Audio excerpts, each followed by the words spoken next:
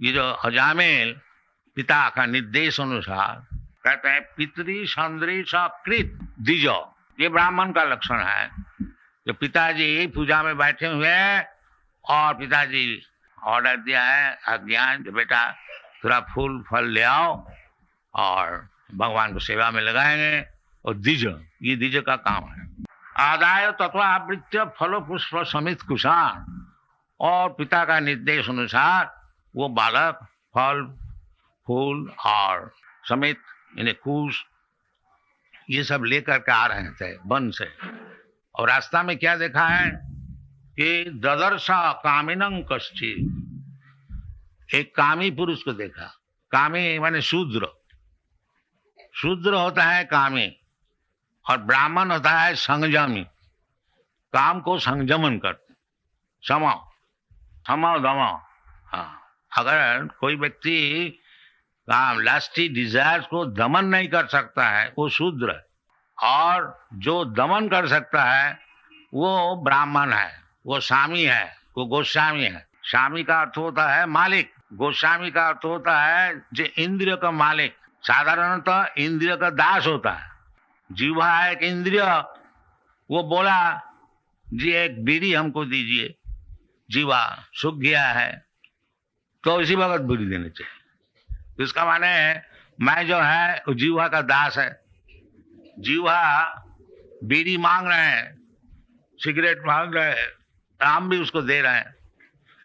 इसका माने हम तो समझते हैं मालिक है इंडिपेंडेंट, बाकी हम जीवा का दास है।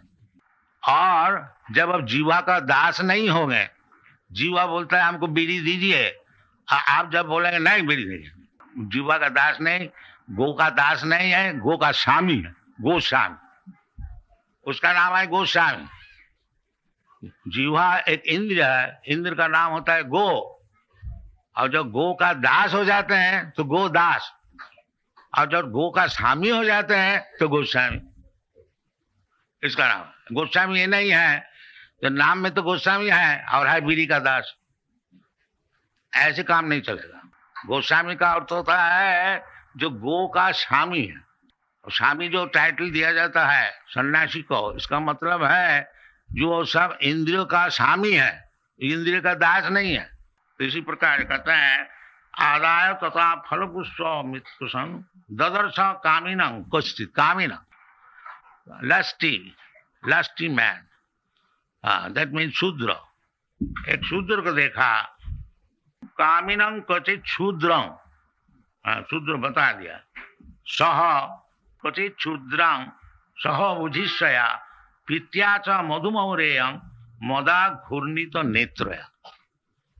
देखा जो एक औरत शूद्राणी दोनों ही शराब पिया था, मद घूर्णिता, मद का अर्थ होता है शराब, और उसमें ब्रेन पजल हुआ गया था, मद घूर्णिता पित्या च मधुमौरेयं मदा घूर्णित नेत्र, आग भी घूम रहा था, इन्हें बहुत अच्छी तरह से पिया हुआ था शराब।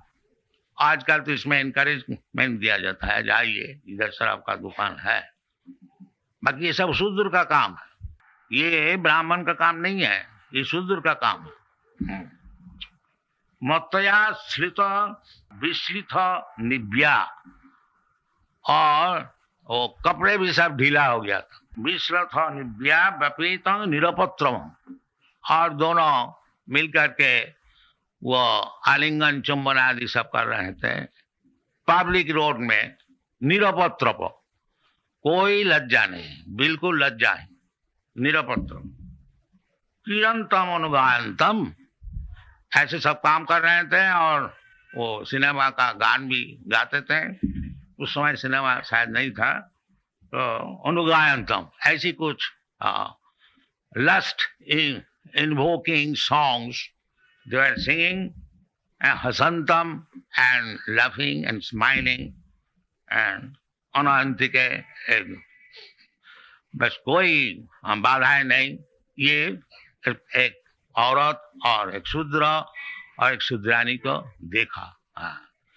ये ब्राह्मण देखिए इतना क्वालिफाइड है, इतना क्वालिफाइड होते हुए भी सामने में जब देखता है तो उसका मन जरूर विचलित हो जाता है। वो तो बालक है, युवक है।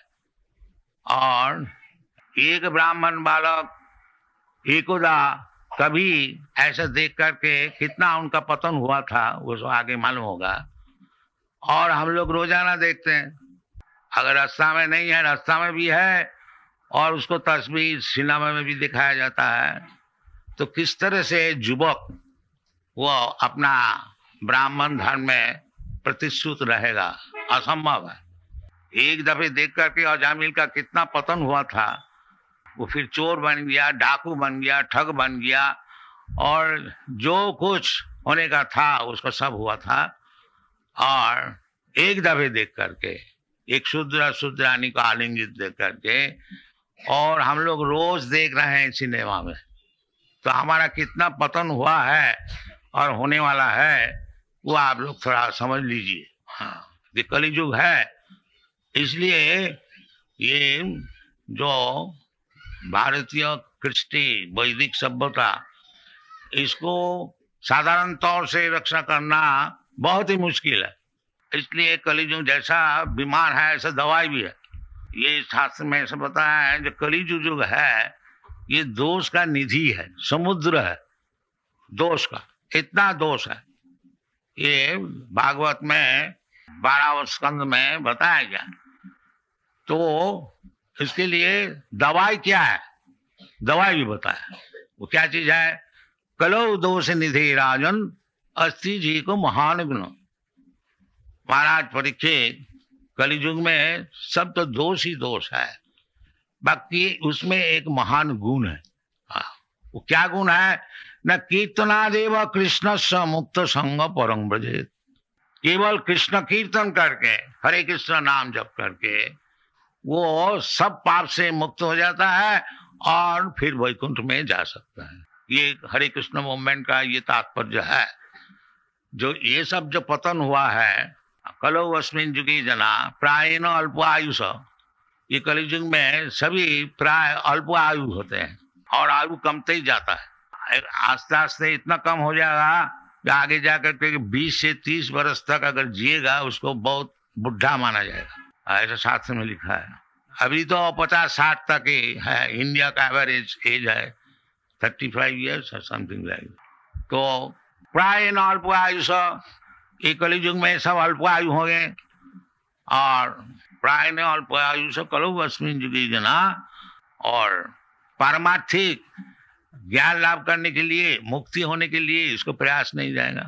तो इस स्थिति में शास्त्र में इसीलिए बताया है, जो हरे नाम हरे नाम हरे नाम एव केवलम कलो नास्तेव नास्तेव नास्तेव गतिरन्यथा। कलियुग में ये यदि कोई उद्धार होने को चाहते हैं, लिबरेटेड, लिबरेटेड का अर्थ होता है कि ये जो जन्म मृत्यु है, जड़ा व्याधि, ये स्वाभाविक नहीं है, अस्वाभाविक है। जीव जो है नित्य शाश्वतोयं, ये तो नित्य है, ये मरने वाला नहीं है, शाश्वत। न हन्नते हन्नमानि शरीरे, और ये शरीर जो उपस्थित शरीर है ये नष्ट हो जाने से जीवात्मा नष्ट नहीं होता, उसका और एक शरीर मिलता। तथा देहांतर प्राप्ति। तो यदि मैं और आप सब नित्य है और भगवान भी नित्य है, नित्य नित्यानांग चेतनस चेतनानां, भगवान भी नित्य वस्तु है, चेतन वस्तु है, और हम लोग भी नित्य वस्तु है, चेतन वस्तु। तो भगवान चाहते हैं कि तुम जो नित्य वस्तु है, तुम्हारा जन्म मरण नहीं है, तुम जो जन्म मरण माला में फंसे हुए हैं, इससे निकल आओ। इसका नाम है मुक्ति, इसका नाम है मुक्ति। मुक्ति परेशान स्वरूपेण अवस्थिति, मुक्ति हित्या अन्यथा रूपम स्वरूपेण अवस्थिति। ये मुक्ति का विश्लेषण है। ये अभी हम लोग स्वरूप भूल गया। स्वरूप हमारा है, हम कभी मरने वाला नहीं है, और अभी हम मरते हैं, एक शरीर पलट के और एक शरीर ग्रहण करते हैं, फिर शरीर 84 लाख योनि है, उसमें घूमते फिरते हैं। ये हमारा बंधन, ये बंधन से मुक्त होने से उसको मुक्ति कहा जाता है। स्वरूपेण अवस्थिति, स्वरूप का अर्थ होता है हम मरने वाला नहीं है, जन्म मृत्यु जरा व्याधि दुख दोषानुदर्शन। इसलिए भगवान कहते तुम सब दुख को तो सब हल किया है, ये असल तुम्हारा जो दुख है ये जन्म मृत्यु जरा व्याधि, इसको हल करो। ये जो हमको 10, 20, 50, 100 वर्ष ज्यादा से ज्यादा छोड़ करके फिर मरने पड़ता है, फिर दूसरा शरीर ग्रहण करने पड़ता है, यही हमारा असल दुख है। और इससे जब हम मुक्त हो जाएंगे फिर हमको जन्म नहीं होने वाला है, मरण नहीं होने वाला। जिसका जन्म नहीं होता उसका मरण भी नहीं होता, उसको वार्धक्य भी नहीं होता है। तो जन्म होने से ये सब चीज होगा।